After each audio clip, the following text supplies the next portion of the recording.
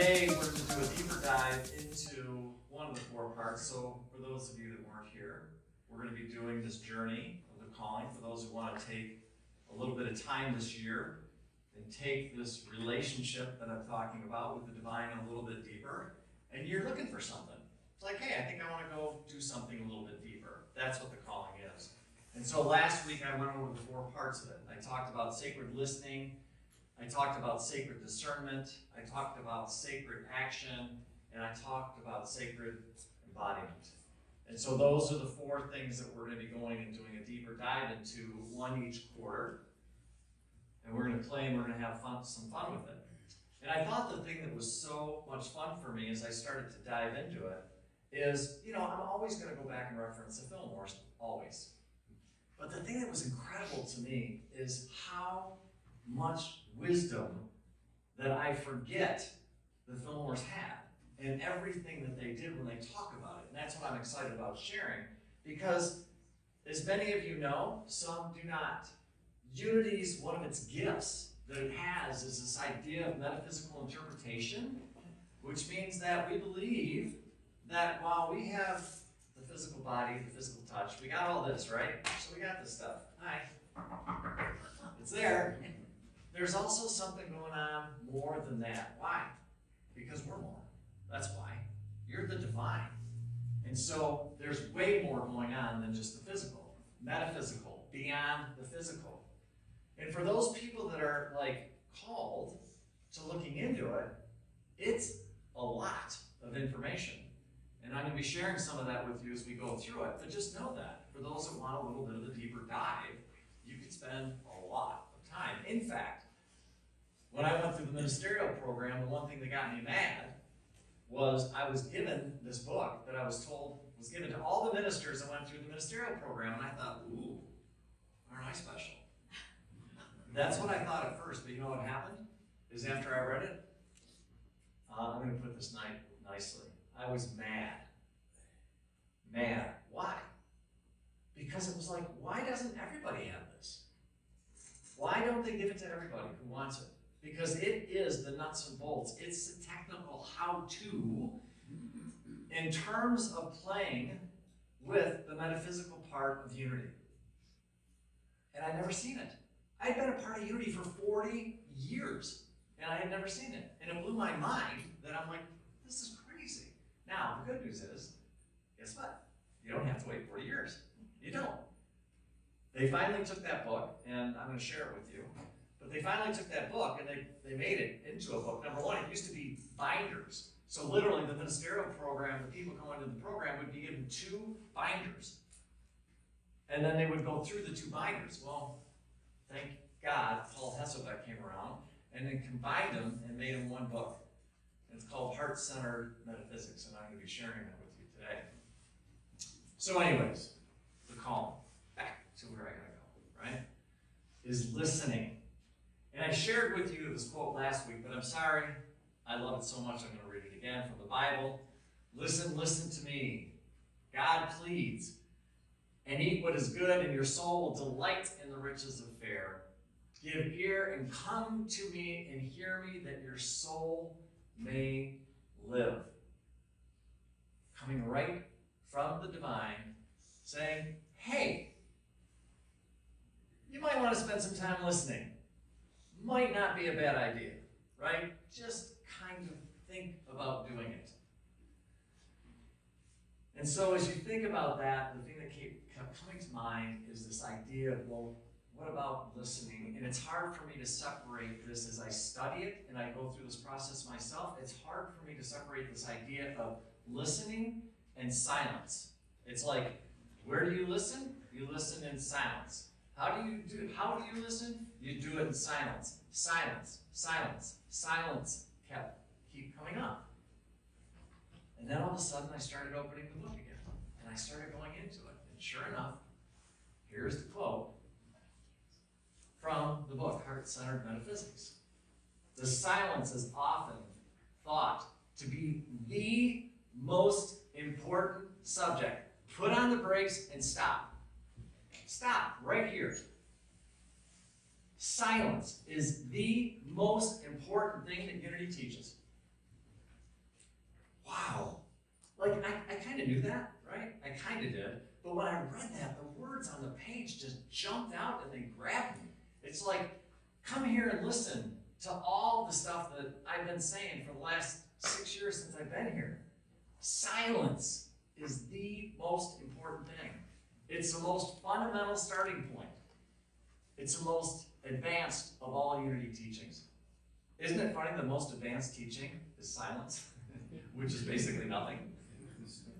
I love that, because when you really understand it, you see the brilliance of it. And that's what we're going to talk about, because what happens is when we get silent and we shut this thing off, guess what happens? This thing that's in here can breathe. It can come alive. And you can start to hear it. And you can start to have this amazing relationship that we're talking about, that I talk about all the time when I'm up here, right? Listen to what Fillmore says. All power, all of it, not some of it, not a part of it, all power has its birth in silence. That is an amazing statement to me. And again, when I looked at it, I was like, wow, I don't know if I remember reading this or not. There is no exception to this rule, none. In all evidence of life, noise is the dying vibration of a spent force. Oh, man, that is so fun to me. This idea, this noise, this thing that's coming out of my mouth right now is a dying force. Dying. I had to sit there, literally, I'm reading this thing, I had to set it down, step back. What? That's incredible. To think about that. All power has its birth in silence. I hope what I'm doing is I'm hoping that I'm doing a little bit of a sales job this morning on the importance of silence.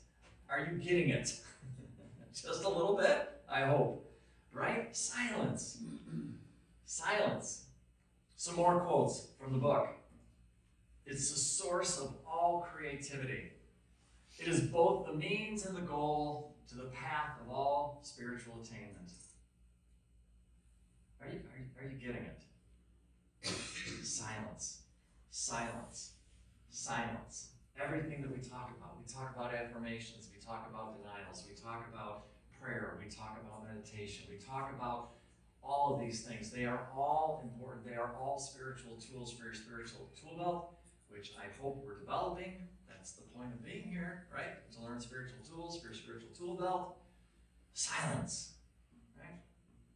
It's a state of consciousness entered into for the purpose of putting each person in touch with divine mind so that they may listen to the still, small voice. Still, small voice. We kind of talk about that a little bit here, right? Inside, this thing that's going on, what is it? The still, small voice that's there for everybody to have.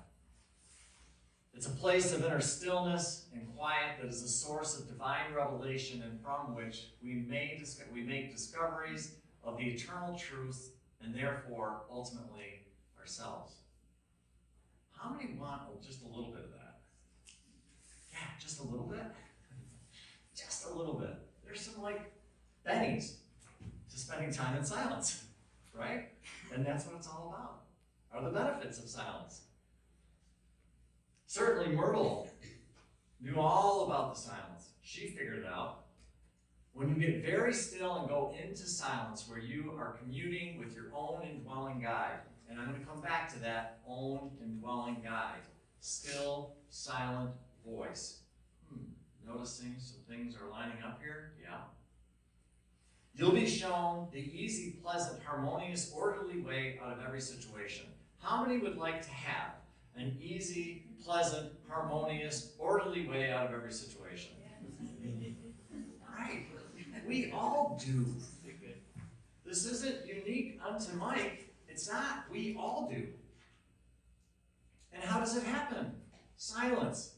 I'm going to ask you that question 10 times, and before everybody gets up here and shouts it, I'm not moving. I'm teasing, but silence, silence, silence, right?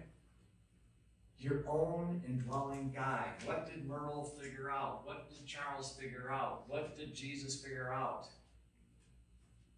Here, here, here. Everything that you want, everything is right here. Your own indwelling guide. What does that mean? Well, number one, it means you have one. Wait a minute. Are you telling me I've got? Yes. You do. Well then, where is it? Here. Well then, what do I do with this thing? Well, you might want to listen to it. Or start the process of listening to it. And see what it has to say. Right? Silence. Silence. But there's some tricks that I'm going to share with you. My experience about this idea of silence. What's happening is you are literally switching operating systems. You're going from your egoic consciousness and you're using a completely different operating system called Christ consciousness. So I've talked about this before. Those that have heard me talk over the last couple of years, you would know that what I'm saying is, well, we don't fully understand what we're not told, what we're not taught. In some cases, I think very intentionally, is that we have a whole different way, a whole different operating system. Just like computers have operating systems, we have a couple of them. Unfortunately, up until now, most of it has been our ego, our brain. Now, there's nothing wrong with that, and I don't want to poo-poo the ego. It helps.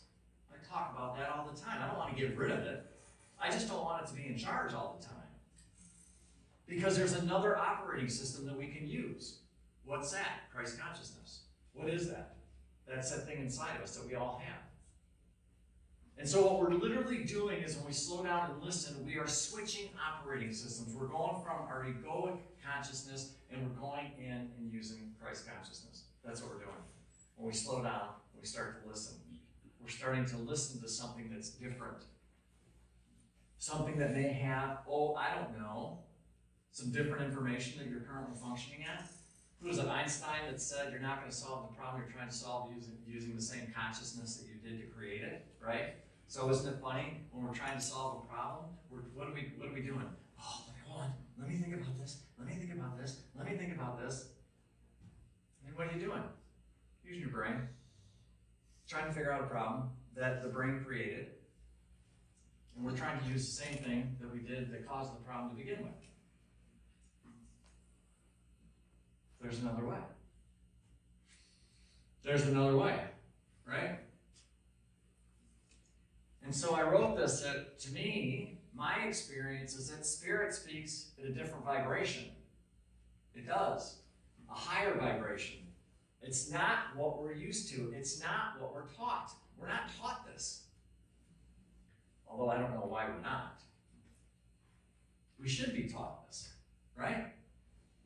In order to hear it, we need to match it. You need to do what? Yeah. It speaks at a different vibration, and in order for you to hear it, you've got to match that vibration. It's like a radio tuner. If we don't tune into its frequency, we cannot hear it. I'm kind of curious. How many people know exactly what I'm talking about? A few. Yeah, cool. Cool. And it's okay if you don't. It's all right. Again, there's no shame, blame, guilt, or judgment. But my personal experience, and I'm not saying it's your experience, I'm just saying for me, in order for me to hear it, I've got to change my vibration. And how do I change my vibration? Slow down. Slow down. Listen. Right? The most powerful way to raise your vibration, my experience, is to go into silence. And we're going to dive into that, what specifically that looks like, but go into silence. That's where it is. Right? So H. Emily Cady wrote Lessons in Truth. Many of you know about this book. Some don't. For those that don't, used to be, when you'd walk into Unity, if somebody said, well, can I read something? Can I look at something? They would hand you Lessons in Truth. Don't do that. Do not do that. Come see me, please. It's a great book. I don't want to say there's anything wrong with it. It's a powerful book. H. Emily Cady, amazing. Just understand something like how powerful she was. And I love talking about the women, specifically, who helped Unity get off the ground. Lots of women, and I just want to fully acknowledge that divine feminine, because without that, Unity doesn't get up off the ground. So, having said that, H. Emily Cady's hanging out in New York City, and she is cranking stuff. And Charles Fillmore they start to correspond. They meet, and they start to correspond, and she starts sending him, hey, I got this thought about this. Hey, I got this thought about this. Hey, I got some thought about this. And Fillmore goes, whoa, that's exactly what we're talking about. And so what happens is, over the course of about a year and a half, H. Emily Cady writes all these letters to Fillmore. And then finally, they go, you know what, this is just too good. We gotta do something with these letters. And then they put together Lessons in Truth. And this is kind of almost like Metaphysics 101. Kind of. But anyways, I get excited about the history of Unity. I get excited about the people. I think it's so fun to think about them doing this back in the late 1800s. It blows my mind. You know, we're trying to figure out the country, we're trying to figure out the space, we're doing all this crazy things with, you know, Industrial Revolution and everything is going on, and yet, right around the corner, you got these people hanging out and they're diving into this stuff. And I just find it fascinates me. I think it's so cool to know that there's people that are playing with this stuff, even back then. So what has she said? She calls it the secret space. Why called the secret space, or place, excuse me? What is it? Where might we find it? How abide in it? It's a secret space because it's the place of the meeting between the Christ at the center of your being and your consciousness. A hidden place into which no outside person can either induct you or enter himself or herself. Wait a minute, so no one else can do that for me? No? No. Nobody.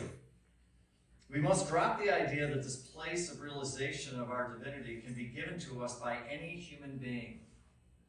Wait a minute, Mike, that's not what I'm told. I'm told if I read this book and do these things, then somebody else will come down and all of that. No. No. No. No one can come into it from the outside. Hundreds of earnest souls are seeking night and day to get this inner revealing. They run from teacher to teacher, many of them making the most frantic efforts to meet the financial obligations thus incurred. So in other words, they're chasing it. They're chasing it. They're spending a lot of money trying to figure it out. And you don't have to. You may study with human teachers from man-made books until doomsday. You may get all the theological lore of the ages. You may understand intellectually all the statements of truth and be able to prate healing formulas, or say healing formulas as glibly as oil flows. But until there is a definite inner revealing, I'm going to say that again, until there is a definite inner revealing of the reality of an indwelling Christ, through whom and by whom come life, health, peace, power, all things, who is all things, you have not yet found the secret of the Lord. So wait a minute. I can sit here, Mike, and I'm taking classes. That's what I'm supposed to do, right? I'm praying. That's what I'm supposed to do, right? I'm doing all these things. That's what I'm supposed to do, right? And I would say, as long as the first thing that you do is make a decision to develop that contact and have that realization with the indwelling Christ. And again, that's going to look different for each and every one of you. Me, Mike, who's on the spiritual journey, just like you, just like everybody else, how does that look for me? I don't know, but all of a sudden what I'm realizing is I'm kind of hanging out, and all of a sudden it feels like, this is what it feels like. It feels like there's this voice that's saying, hey, you might want to think about doing this. Hey, you might want to think about doing this. Hey, you might want to think about doing that. And the more I listen to it, the louder the voice is getting. And it's like whatever it's telling me to do, whatever guidance it's giving me is really leading me where I want to go. And it's like this thing keeps getting louder. When I do the meditation up here, do you know what's happening to me? Just so you know. I'm being given that meditation. It's not coming from me. It's not. It is literally spirit flowing through me and it's coming out. And guess what I'm doing? Listening and repeating what it's saying. I don't know a word I'm going to say before I get up here. In fact, I tell it and I purposefully will not let myself think about one thing I'm going to say when I walk up here in terms of the meditation and the welcome. Not one word. I won't let myself do it. Why? That's my way of allowing spirit to flow through me. And certainly that is the case when I do the meditations. Never. I've never prepared for one meditation I've ever done in here. Ever. Why? Because I want to give spirit the space to do what it needs to do, what it wants to do. The more I can do that, the more I trust it. Now what's happening is I am literally hearing a voice in my head that all I am doing is repeating the words for the meditation. It's telling me what to say, and I'm just repeating the words. That's what's happening. I don't know what it's going to look like for you. I really don't know what it's going to look like for you, or what it's going to feel like for you, or what it's going to sound like for you. But the thing that I am going to encourage you to do constantly is to trust yourself and trust that there is this thing inside of you that if you will spend some time with it, and I don't care if you've been coming here for the last 50 years or if this is your first day here, until you have that experience, keep trying. Keep doing what you need to do. Take the time to do it. It's the only way this is going to happen. This isn't just going to fall in your lap for 99.9% of you. I'm not saying occasionally people don't go poof. It happens. I'm not kidding. I've met people like that where that's happened. So then the question I have to ask myself, well, why do we struggle spending time to listen? Why? And I just wanted to share some thoughts about that with you. Our ego doesn't want you to listen. Our ego doesn't want us to listen. And so it will make all kinds of excuses why you shouldn't do it. I don't have the time. I'm too busy. I can't do that. Nothing happens when I slow down. How many people have heard those voices when they tried to sit down and be silent? Yes. That's what happens, right? It doesn't want you to rely on something other than it. What do you mean? Well, I don't know. This brain has gotten me here. I'm alive. I'm breathing. I'm paying my bills. I'm here. But the ego doesn't want you to rely on anything else. Why? Control. The ego wants control. Period. It wants control. And again, I'm not saying there's anything wrong with it, but it's balance, right? It's the way that I explain it. It's kind of like we operate here from the ego, and then we have Christ consciousness or divine, and it's kind of down here in terms of what we listen to. And in my opinion, what we're doing is we're doing this. And we're making a difference. That's what we're doing. It wants control, and here's the most important thing I want to tell you. It doesn't want anything to change. Anything. Especially you. So, as you think about this, and as you go on your day, especially for those of you that are wanting to go do a little bit of a deeper dive into this thing about the calling and listening, just realize that listening, the most powerful thing that you can do, the best thing that unity teaches, the best thing that it teaches is silence. So the challenge, if you will, is to sit down and just think about it. For those of you who don't have a regular listening practice, and by the way, if you don't, it's okay. Because we're going to talk about one what one may look like next week. All the different ways that you can do it, because there's not one way. There's lots of ways. And we're going to talk about that next week. But just understand something. If you really want to have these experiences that the Fillmores had, that Jesus had, that others have had, listening, silence, silence, silence. That is the way.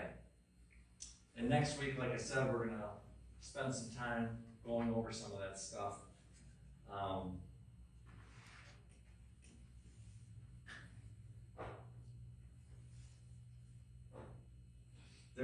There's tremendous freedom that each and every one of us wants so desperately bad, so much so. It's about freedom. That's what this dance is all about. The more my experience is, the more time I surrender to this thing, the more time I give it, the more time I spend with it, the louder it's getting, the easier it's getting, and the more freedom is that I'm experiencing. And my hope and prayer for each and every one of you is that exact thing, freedom. Freedom. And love. And to be held. And to be heard. And to be valued. And to be honored. All of those things we all want. And so, as you go throughout the course of this week, maybe just spending some time to think about it. What does silence look like for you? What is it that you could possibly do to maybe incorporate more silence into your life? Where can you fit it in? Where does your ego start to go, yeah, but I get up early and I got all these things and I don't have... Just remember, without silence, all the things you're going to struggle with. Whereas if I spend time in silence, then all of a sudden things start to feel better, things start to change, and it becomes a wonderful dance. You are all doing a great job, each and every one of you. You are. I don't care what you think, I'm telling you, you're doing a good job. It's not easy being down here at this time with all the craziness that's going on. It's not. So just you being here is a miracle. You are a reflection of the divine. And you are amazing. And we are all blessed beyond belief to have you sitting here. And so just know that. Maybe think about listening a little bit more. Maybe think about the silence a little bit more. And remember, we're all here to do this together. So I really hope you enjoy this week. I hope your team wins, whoever your team may or may not be. I hope Valentine's Day is a thing for you. I hope you enjoy that. My wife and I are actually spending our Valentine's Day tomorrow, and I am just so excited about what we're going to do. We're going to have some really good fun. So whatever the week holds for you, I hope it's amazing. I hope it's incredible. Just know that you're held in my hearts, and we are really, really lucky you're here, and we're lucky to have you. Thank you, and have an amazing week. God bless. Hey, it's Reverend Mike here. I just wanted to stop for a moment before you get on with your day, and thank you so much for spending time with us this morning. It means the world to us, and I just wanted to let you know if there's anything that we can do to make your experience even better, please do not hesitate to reach out by going to our website. I also wanted to offer you the opportunity for us to get together and sit down so I could get to know you a little bit better and answer any questions that you have. I can either do that by either getting together in person, have a cup of coffee, or we can meet online via Zoom. If you're interested, please don't hesitate to reach out. You can reach me at michael@courage2thrive.com. And lastly, if you find these messages are helping you, we would be tremendously grateful if you'd consider donating to the center. The best and the easiest way to do that is simple. Just go to our website. Again, thank you so much. Hope you have a great day. Hope you're doing well. God bless, and we hope to see you soon. Bye-bye now.